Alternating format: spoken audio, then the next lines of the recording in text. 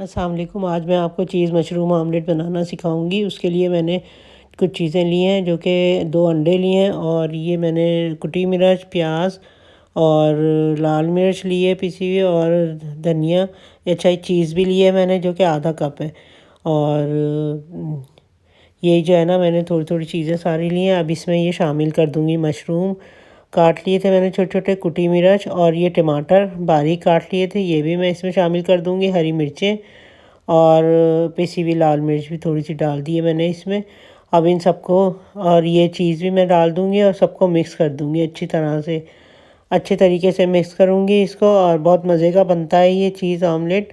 अच्छा, सबसे पहले मैंने अंडे की जर्दी तोड़ के तो इसको थोड़ा सा मिक्स कर लिया था उसमें। अब मैं चीज़ डाल दूँगी, जो कि मैंने आधा कप लिया था चीज़ का, और ये जो है ना कश कर लिया था कद्दूकश में, और इस तरह इसके जो है ना रेशे से बना लिए थे। तो ये मैं अब इसमें डाल दूँगी, और ये जो है ना मैं फिर इसको फ्राई पैन में डाल के तो आपको दिखाती हूँ। बहुत ज़बरदस्त बनती है, टेस्ट में भी बहुत अच्छी होती है। और ऊपर से मैंने नमक भी डाला है अभी, पहले नमक नहीं डाला था, अब थोड़ा सा नमक डाला है मैंने इसमें।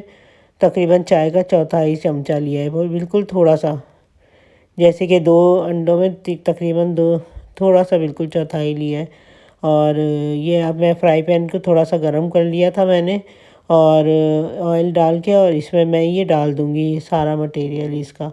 और अब ये फैला दूँगी थोड़ा सा मैं इसको, और ये देखिए इस तरह करके फैला दें ये इस तरह करके। और आप हमारे चैनल को लाइक कीजिएगा, शेयर कीजिए, सब्सक्राइब कीजिएगा, और कमेंट करके बताइएगा कि आपको हमारी तरकीबें कैसी लग रही हैं, और आपने ट्राई किया है कि नहीं, ये ट्राई करके भी हमें बताइएगा आप। और ये देखें इस तरह करके ये पक गया है। और आप चाहें तो खाली चीज़ भी बना सकते हैं ऑमलेट, और मशरूम डालने तो अच्छा लगता है मशरूम, और ऑलिव्स भी डाल सकते हैं इसमें, ऑलिव्स वाला भी बना सकते हैं हम। इसी तरह ही बिल्कुल बनेगा। अच्छा, ये देखें, ये मैंने ना टमाटर जो है छिलके उतार के फिर डाले हैं, टमाटर बारीक काट काट के, क्योंकि छिलके जो है मोटे मोटे रह जाते हैं, उससे टेस्ट ख़राब हो जाता है चीज़ों का। तो इस वजह से जो है मैंने इसमें बारीक काट लिए थे, और टमाटर बारीक काट के डाले थे। तो आप ये भी कर सकते हैं। और इस तरह जो है ना, ये बहुत ज़बरदस्त आमलेट बना है, बहुत फ़ायदेमंद भी होता है चीज़ ऑमलेट, बच्चों को भी पसंद आता है, बच्चों बड़ों सबको पसंद आता है, ये बहुत अच्छा होता है।